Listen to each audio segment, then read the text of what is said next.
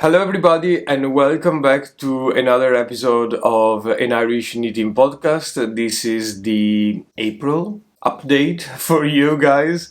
I am Sam. I'm an artist and illustrator coming to you from Dublin in Ireland. I am so sorry for my croggy voice and very tired face. I came back from a long flight basically last night at 4 in the morning. I slept 2 hours, I got up, I started working, and now is the afternoon. I'm falling asleep basically due to the massive jet lag that I have on me. And so I decided to wake up and talk to you about knitting, about art, about craft, and a little bit about the trip that I took on the past week or so and why I am so jet lagged. So, thank you so much for coming by today. I really hope you will enjoy. This is probably going to be a shorter episode than usual.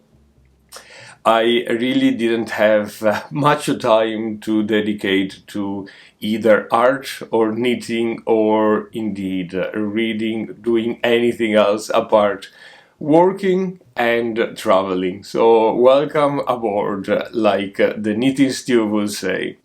By the way, great shout out to the Knitting Stew podcast. It's linked here below.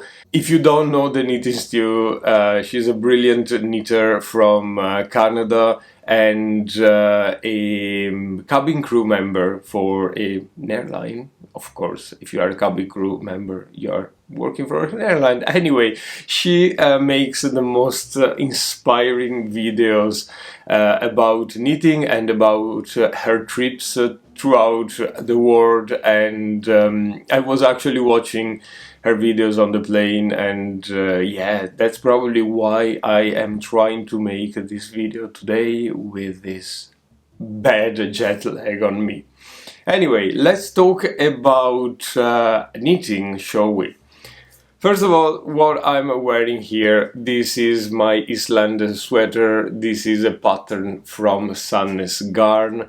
Unfortunately, is not a free pattern, so I'm not able to share with you too much details.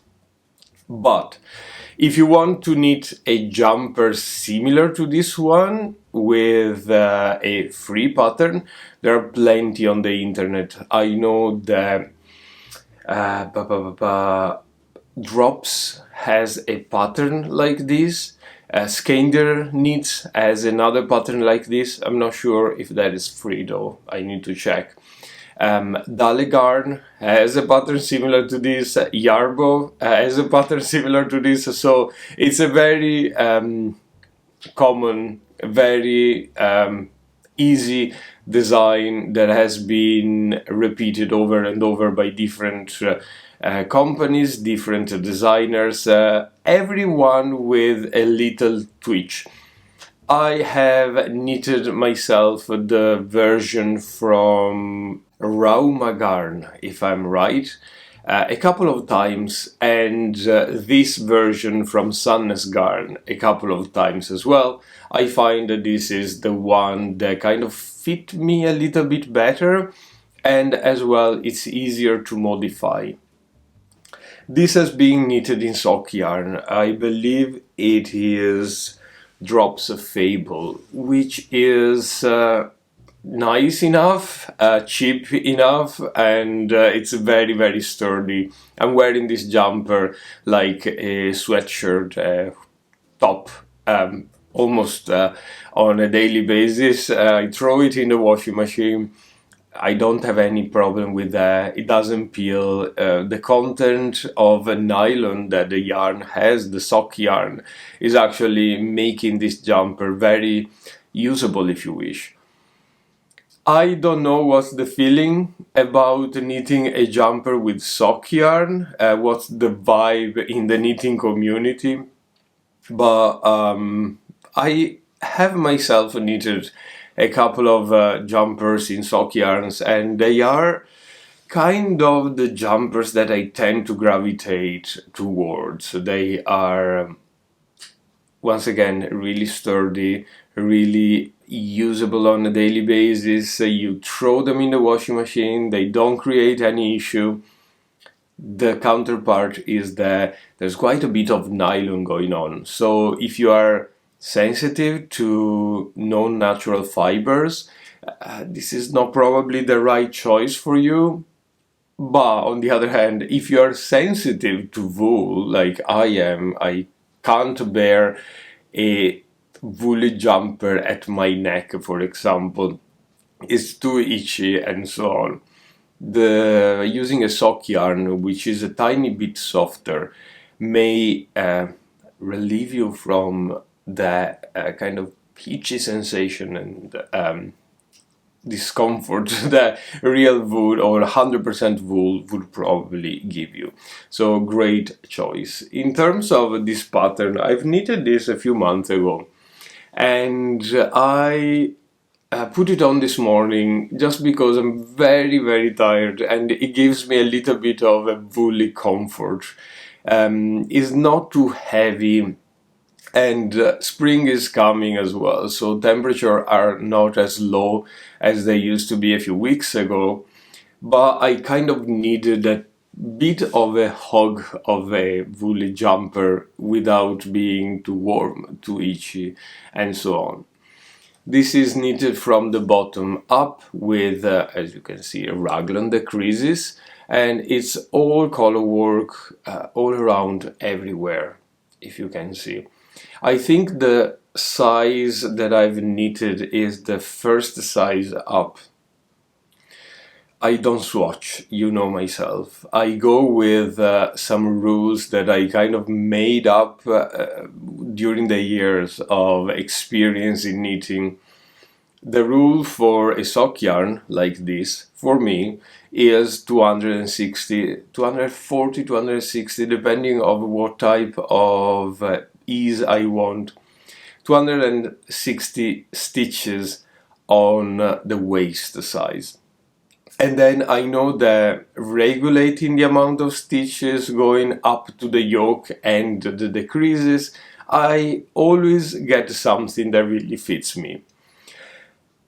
For the longest amount of time, I've always knitted with fingering weight yarn. And so I got up to this 260 rule of stitch count. Now I find myself knitting more and more with DK yarn, probably because it's faster, and probably as well because I find that I kind of need some work done, some results in terms of completing a project. I am not able to knit as much as I was last year or the year before, due to work, due to busyness of life, and so having some faster result really is helpful for my mental health, for my I don't know, general getting something done type of attitude that I always had, especially in knitting. So having said that, having experimented a little bit more with DK yarn, I came to a DK rule as well, that for me it's 190 stitches at the waist, once again. So I'm not swatching. I know that if a pattern has a stitch count at the waist that more or less is around 190 or 260, depending on what type of yarn I'm using, I know that 100% is gonna fit me, or I need just to make very small modifications to fit me. I'm not saying that stitching, I'm not saying that swatching is not necessary. Of course it is. If you are approaching a new pattern, a new construction, something that is not familiar to you, probably swatching would be really helpful. But I found this as a shortcut, not to A, spend time and yarn and resources in swatching, and B, in getting a faster work done. So, as a suggestion to you all, if I can give you a takeout from this rambling, go back to your projects and try to figure out what type of stitch count you have, either at the waist, like I do, it always works for me, or at the yoke here before you divide it for the sleeve, or right after. These are, in my opinion, the most important part of a jumper: the waist, how it sits on your waist, and the torso here. If it's too tight on the torso piece or too loose, probably the jumper is not going to fit well. So go back, check your patterns, the stitch count you had of the jumpers, of course, that suits you well. And yeah, you have a rule for yourself, and you can stop swatching that much. I'm not saying you shouldn't swatch, I'm just saying it may be a little faster. So here it is, my Islander sweater. Just wanted to share with you today this whole project. But let's talk about works in progress, which is probably the vast majority of the work that I'm doing now. I don't have anything finished, unfortunately. The first one that I want to show you is this, that I started on the last podcast, if I remember well. Anyway, I remember not giving you almost any details on this jumper because I just started it. So now we do have a body completed and a little bit of a neck situation as well. Pattern wise, this is the Cortina sweater by Dalegarn. It's a free pattern. Once again, I recommend you to go on the Dalegarn website, which is House of Yarn, the name of the website. I'm gonna put all the links below in the description for you. It's full of patterns for free, and they are all gorgeous. You may need to translate them from Norwegian or Swedish, but with Google Translator it's completely fine. Now, I was mentioning on my last podcast that I discovered a feature on Google Docs, which is called, don't quote me on that, but I would say Genie. It's basically an AI, artificial intelligence based model. I am quite concerned and afraid of AI generally, but in this case, not sharing any personal information and using the tool just for the scope of the translation was really, really helpful. So basically, you copy and paste your pattern in whatever language you find it, put it in the tool, select all, double click or right click and translate, and this Genie AI thing will translate your pattern almost without any errors. So it's really helpful. Anyway, let's talk about the construction. It's a bottom-up jumper with sticking for the sleeves and a very interesting construction on the shoulders as well. So as you can see, I have my neck band and the openings for the shoulders on one side and on the other. So basically, you start from the bottom, you knit up, you make your beautiful color work, which I decided to keep very, very simple. I will tell you about the yarn in a second. The original pattern is a mix of 3 or 4 colors. I really didn't want that. I wanted something super simple, and so I decided to go for 2 colors in a quite high contrast. Then, when you finish your color work and you reach basically the size for the top of your bust, your shoulders, where you want to finish it, the pattern tells you to work backward and forward, dividing front and back, and decreasing in a slanted motion, so a number of stitches to decrease on the back at regular stages for the two shoulders, and the same you do for the front together with the neck opening. And that creates some sort of raglan-ish decrease. And then what happens is that you will sew in the shoulders like you would do with a regular construction, and I believe you will use here some, how's it called, mattress stitch, so the raw edges get really seamless and disappears. And then you stick your shoulders in. I will update you with that when I get to that point as well. Now that I'm talking to you, I realize that I pick up the wrong number of stitches for the neckband. That is a testament of how jet-lagged I am. I've done this just last night. I couldn't sleep, so I was like, yeah, let's knit. What else could I do? So I might need to unravel the neckband. But yeah, here it is in all its glory. I really can't wait to get it done. I'm sure it won't be of any use for the foreseeable future, being the season changing so much, and it's quite warm as well, so this will be for next autumn/winter, and I really love the colors as well. Let me show you the yarn that I use. So for that jumper I use a combination of drops Charisma.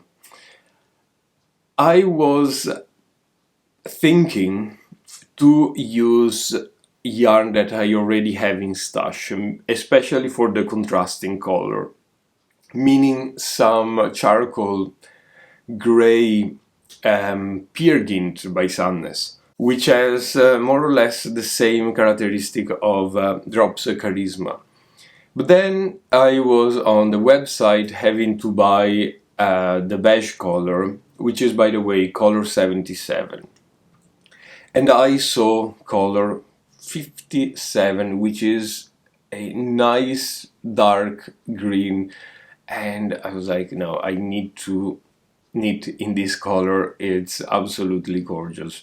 So I bought just a couple of balls of this. I probably won't use all of the yarn, but I will put it in good use.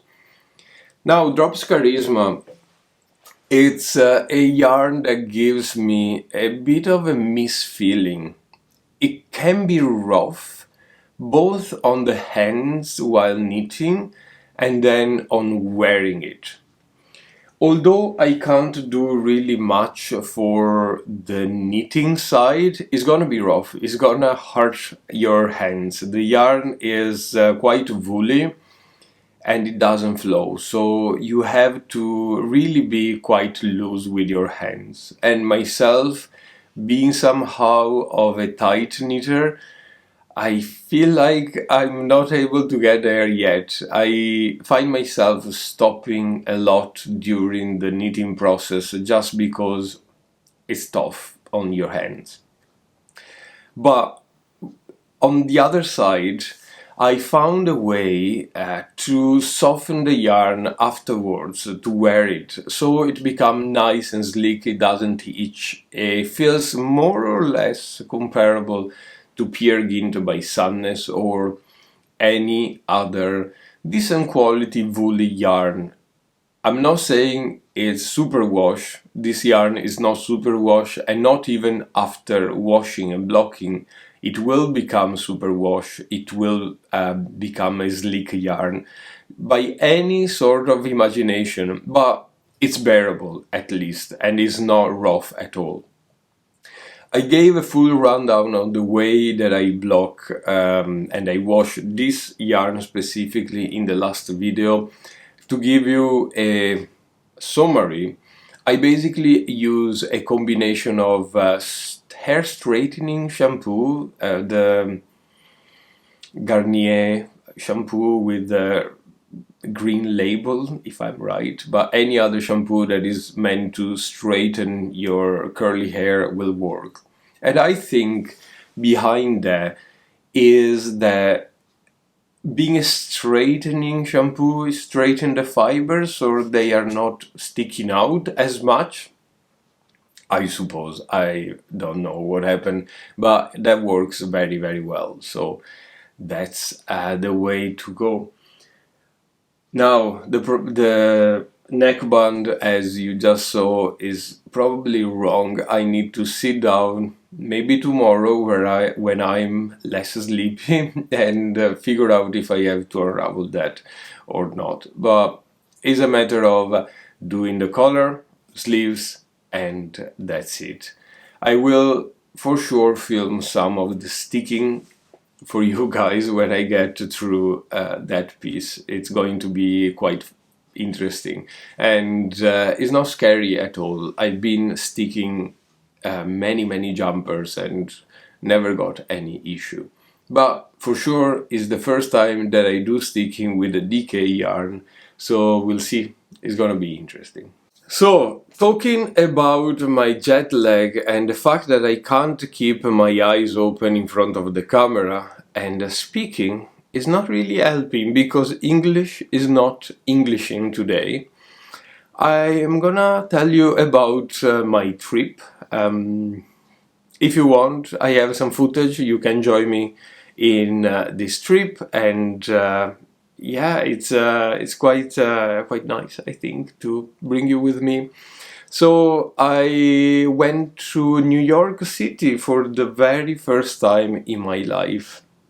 I was quite apprehensive to going back to the United States after, what's going on in the world. I'm not going to linger in politics on this channel because A is not the place, and B, everybody's entitled to their views. I was kind of afraid though. You hear on the news really bad stuff happening in the US all the time, and being myself not accustomed to big cities, and I haven't been in the USA for a long time. The last time was probably before COVID, when my job used to send me to San Francisco basically every other month. I was very apprehensive, but we took the flight to New York, just a little holiday, 5 days, not that much, but was really impactful. We took a flight, no issue at all, everything went super smooth. Security, we did pre-clearance here in Ireland for a convention with the US. So we basically did all our paperwork here in Ireland and then got off the plane in New York, in JFK, and just to walk into the city, which was completely unexpected and really easy. I found super easy to get from the airport to the city itself, really inexpensive as well. And then, yeah, the New York is so impactful. I really wasn't expecting how tall the city is. Once again, I'm probably naive. I come from a very tiny rural village in northern Italy. I live in Dublin, which is not a big city. So yeah, it was a shock for me to get there. The traffic, the noise everywhere, everybody's beeping their car, how do you call it, horn? And yeah, it's a cultural shock for sure. Anyway, got to the hotel.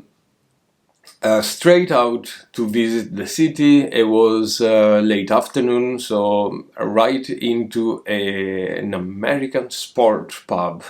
Got a couple of beers. I found I really like American beers. IPA is wonderful, I think. And from there to I would say Union Square. No, Times Square, where all the lights are.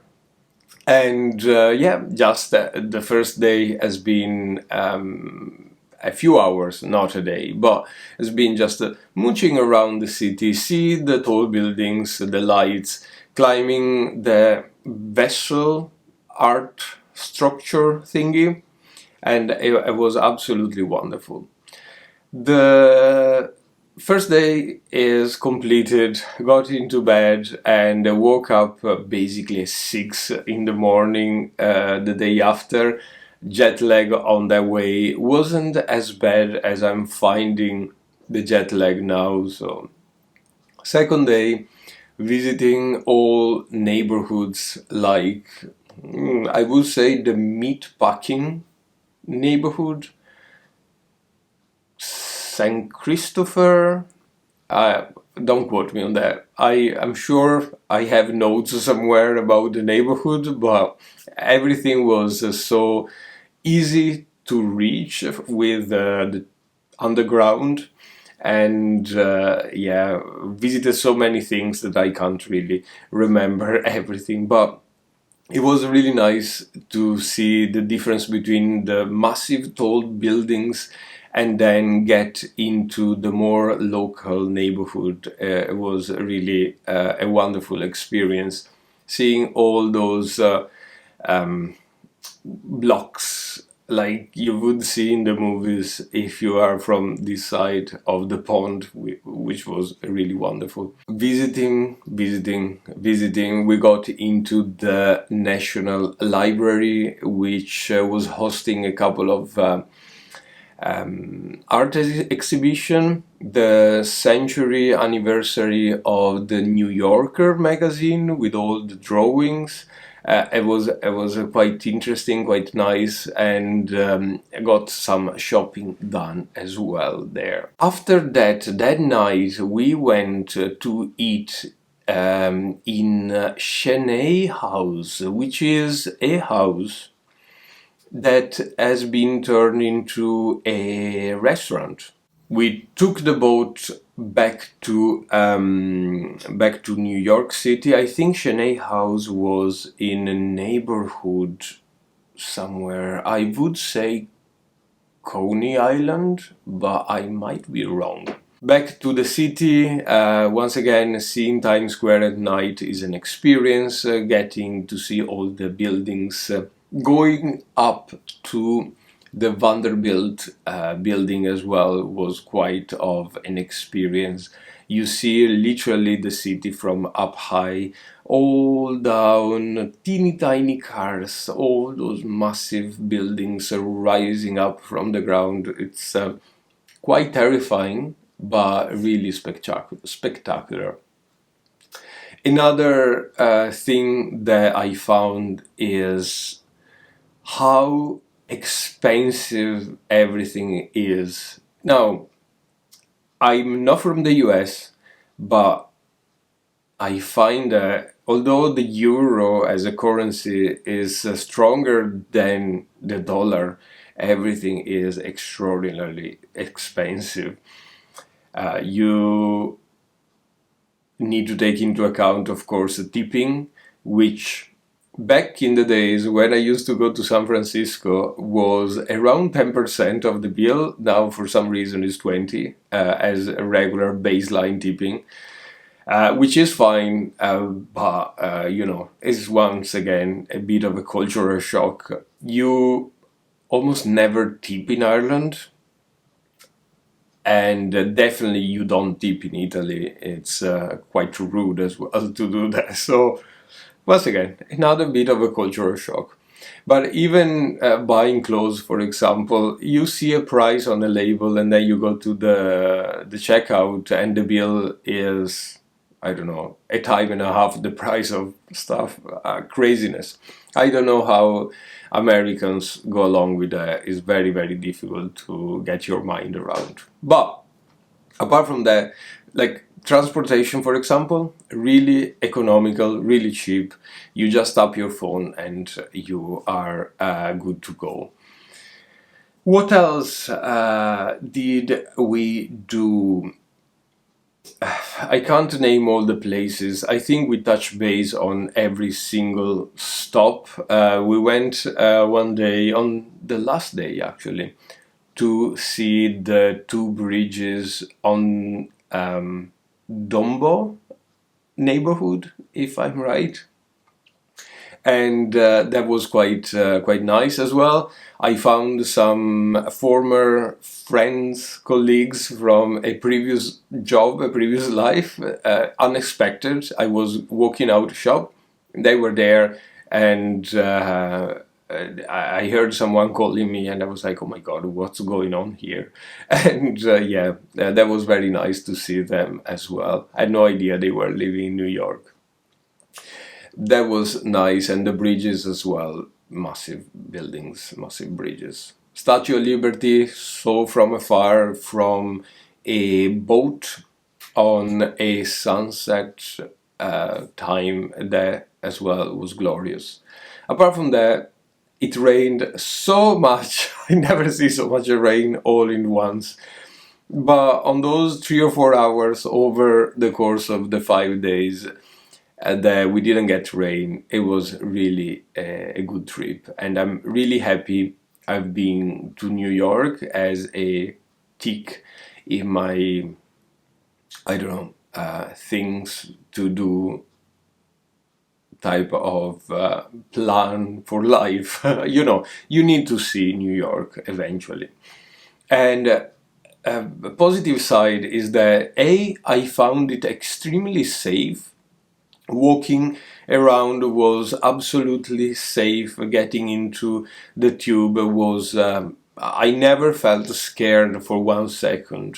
While if I compare it to when I used to go back to San Francisco for work, that was quite scary. I didn't really go out at night very much. It felt really scary just to hang around the street, really bad. Probably I grew up a little bit, or it's a completely different city, I don't know. But I felt really safe everywhere.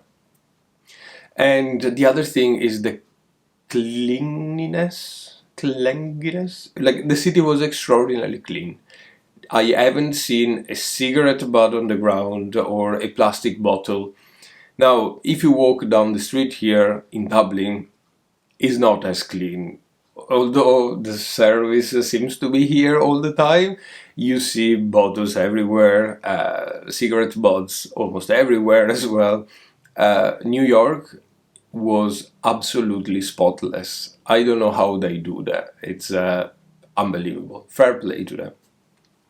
And then yesterday was just super rainy. We just got into a pub, have some food, took the train back to JFK Airport, and on the way back to Ireland, we landed last night, and once again, was really uneventful. Security went all smooth.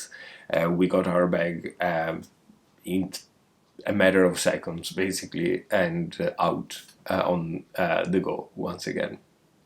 I think I slept, I don't know, 2 hours, and then today I have been working, so very painful.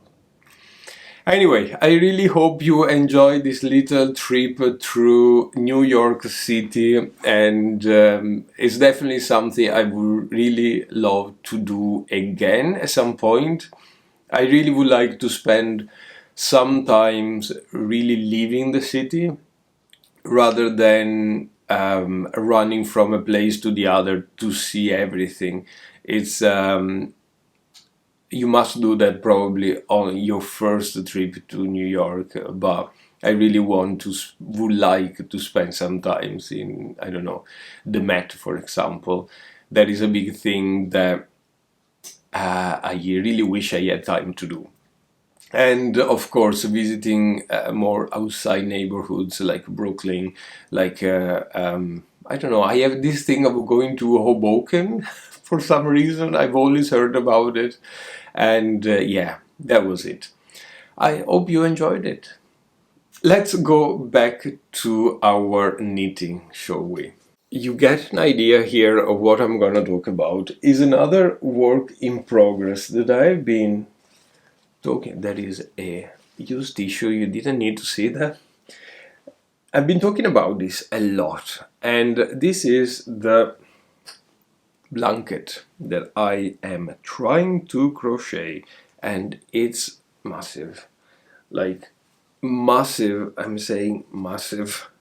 It never ends. Anyway, I will show you a tiny little bit just for the crack of showing you this, but I wonder if you get an idea. So I am starting to connect my squares, and I've just done the width. Now I need to do the height of the connection, but I kind of want to do that later to avoid waving more ends.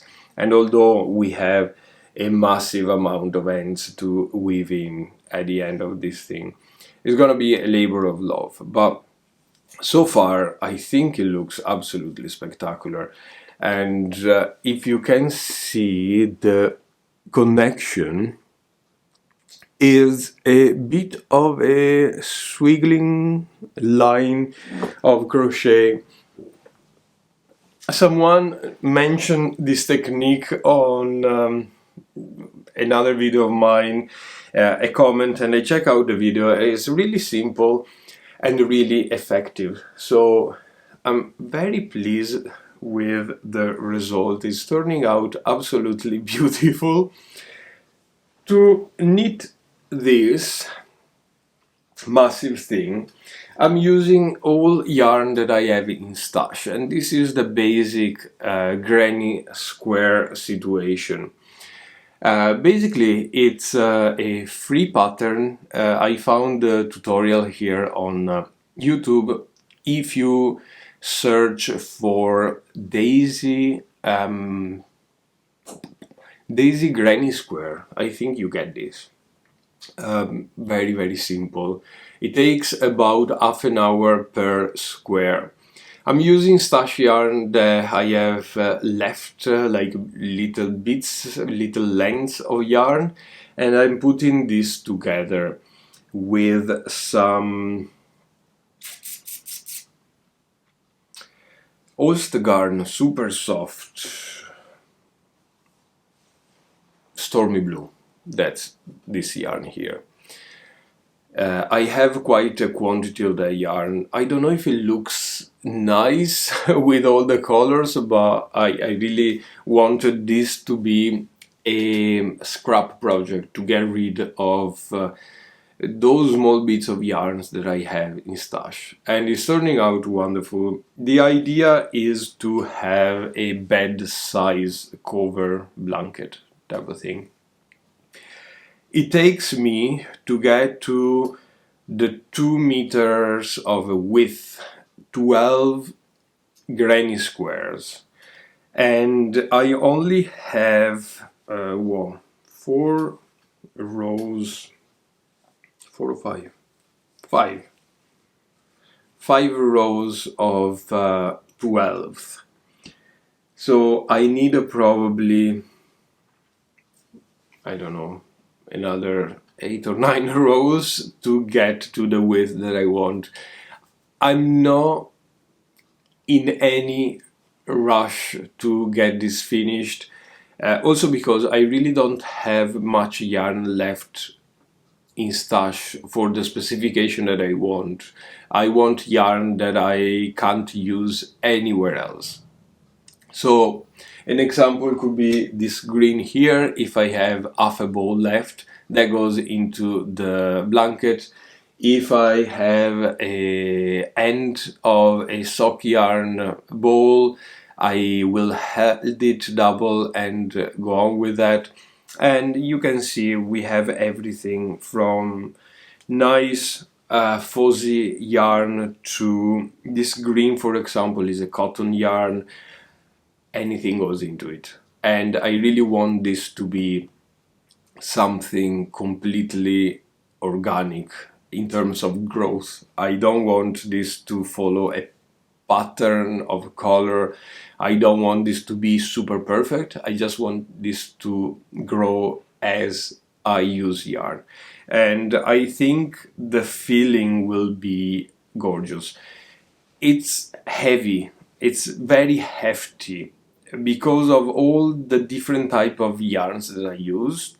The cotton yarn, for example, is much heavier than a wool yarn, and there's quite a bit of cotton going on around here, so it is what it is. But I'm glad I showed you a little bit of the progresses, because it feels like I'm only talking about granny squares all the time, but I haven't really showed you how this is turning out. I might actually take this as a, how do you call it, a thumbnail?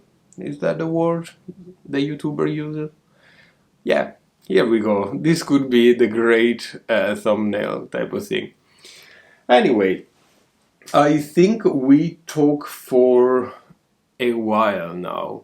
I might leave you to some other images of New York City if you would like to check them out. And yeah, once again, thank you so much for bearing with me with this horrible jet-lagged face, and for sticking to my channel once again for this update.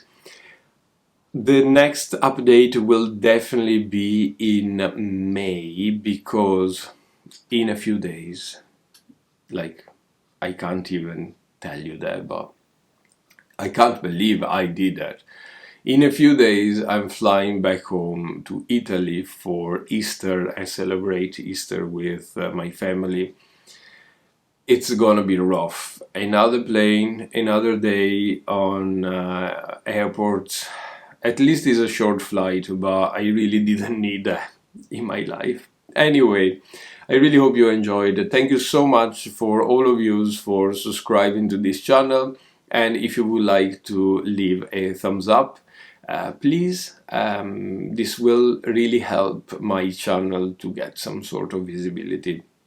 Once again, thanks everybody that supported this channel on Ko-fi or bought a pattern from my Ravelry page. Really means a lot to me. I will see you very soon. Bye bye.